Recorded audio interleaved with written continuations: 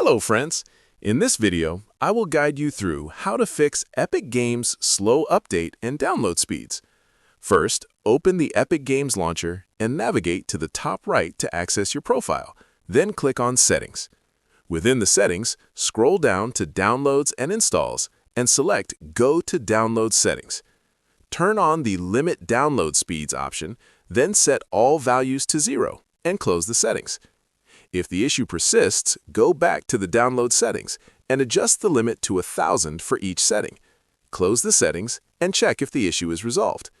If not, disable the Limit Download Speeds option. Close the Epic Games launcher and search for Local App Data. Then navigate to the Epic Games folder and delete the web cache and config files. Open the config file with Notepad. Paste a specific code into the description box. Save the changes and close Notepad. Reopen the Epic Games launcher and continue with your download, which should now proceed smoothly.